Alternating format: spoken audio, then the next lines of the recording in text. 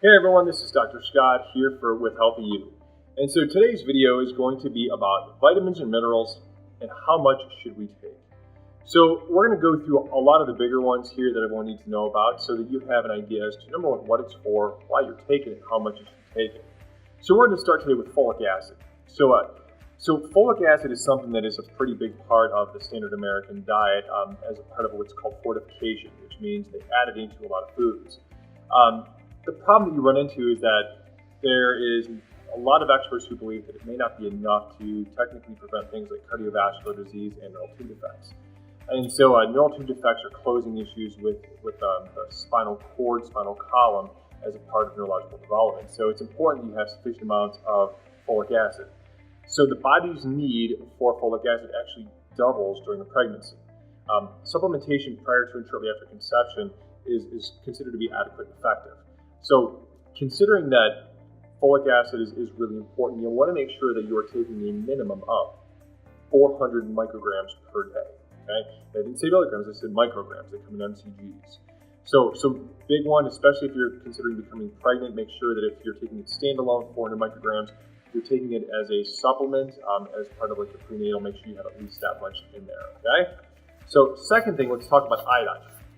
Many people know about iodine. So iodine has a number of different effects, but really one of its biggest issues is the way that it affects the thyroid. It was initially introduced as a supplement to deal with goiter. But for today, one of the things that we need to use it for is running our metabolism. So it's really common as a deficiency in underdeveloped countries, but not as common in the US. Most people get enough unless they are avoiding things like iodized salt and seafoods and sea vegetables. People with thyroid diseases should check with their doctor before you start adding in things like iodine because the meds, if you're taking a thyroid med, there may be some interactions. But it's important, obviously, just to make sure that if you are going to make these kind of changes, you always have a physician on hand who you can talk to about any supplement or dietary change that you're making. Vitamin A. So vitamin A is an important one. I'm sorry, I forgot to do the recommendation. The iodine recommendation is 150 micrograms per day. With vitamin A is a really important one for a number of different reasons. So most multivitamins use a synthetic form of vitamin A. Synthetic beta-carotene, which is it's not really very beneficial for most of us. It doesn't prevent cancer and actually may increase the risk of lung cancer in smokers. In contrast, however, natural beta-carotene has the opposite effect. It has other things. It's found in other things called carotenoids, and may help prevent certain diseases such as cancer, and it may help prevent. In contrast, however, natural beta-carotene and several other carotenoids may help prevent certain diseases, including some cancers. Although its safety for smokers has not been demonstrated, due to concerns about birth defects and bone loss, people should not take any greater than 10,000 IUs of supplemental vitamin A in the form of retinol without consulting a doctor. If you know of anyone that's ever been on things like retin A, that's the big concern. It can cause a lot of liver damage over time. The general recommendation for a healthy amount is 5,000 IUs per day. So as you start digging into B vitamins, B vitamins are a really broad group. They serve a lot of different functions in our diets and in our bodies. The typical Western diet may provide thiamine, which is vitamin B1, of about 1.5 micrograms per day, riboflavin, which is B2 at about 1.7 milligrams per day, and niacin, which is B3, which is around 20 milligrams per day. Inadequate amounts as they're added to things like white flour products and other foods that have been depleted of those vitamins. Here's the problem. If you're trying to get it from your grains and your wheat flours and things like that, wrong source to get it from. Even though it's fortified with it, you want to try and really negate getting that, so there's many other better sources to get it from. So biotin, when you start taking a biotin, it's actually brought in through the gut, and it's produced by your intestinal bacteria. It's created in amounts that are, so biotin is an important one to go have in your diet. So your intestinal flora actually makes biotin on a daily basis. It makes roughly 300 micrograms of it per day. It's typically going to be around the amount that your body needs to go and prevent deficiency in healthy people, but supplementing with it always is something that you want to consider. Vitamin B6, found in the form pyridoxine. You want to stay around 10 micrograms per day for this. So some deficiency may exist in up to as much as 25% of the people living in Western societies and maybe most common in the elderly. So a thing called pantothenic acid, or vitamin B5, we need at least 10 milligrams of it per day. This vitamin appears to be in short supply in the typical diet, though its role in disease prevention really isn't known all that well. So vitamin B12 is one that people tend to commonly know about. You need anywhere between 5 and 100 micrograms of it per day. Vitamin B12 deficiency is more common among the elderly than in healthy young, except for in the vegan population. If you're a vegan, you got to make sure you're getting in enough vitamin B12, because having a B12 deficiency can cause a lot of health issues. In particular, if you take things like acid reducers, it's a real common deficiency.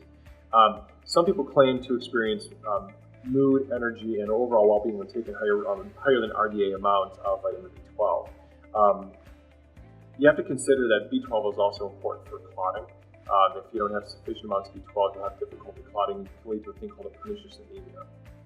So some people claim to experience improved mood, energy, and overall well-being when taking higher than RDA amounts of vitamin B1, B2, and B3, and pantothenic acid, though this has not been demonstrated conclusively in all of the research. Folic acid, B12, and peroxidine have helped control homocysteine levels in the blood.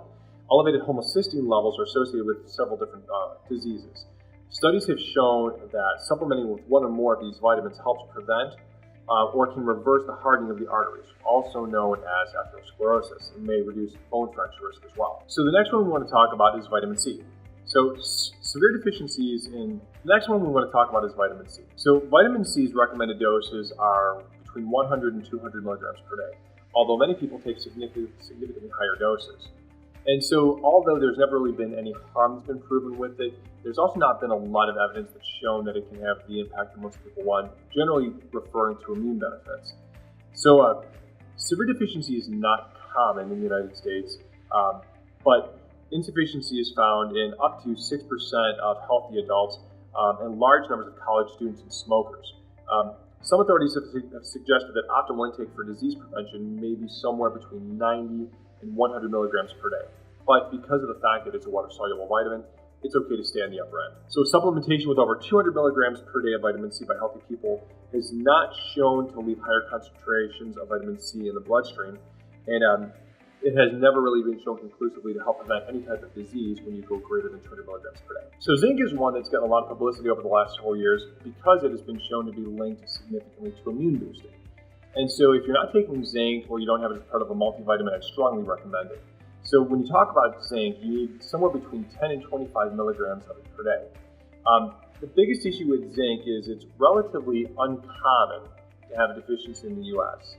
But in countries that are non-Western countries that have had deficiencies, it can actually stunt growth and have significant impairment to a developing immune system or an adult's immune system. Too much zinc has been reported to impair immune function, and some healthcare practitioners recommend no more than 30 to 50 milligrams per day as a safe upper limit. Regular supplementation should be accompanied by copper supplements to help prevent copper deficiency as well, because they happen to absorb.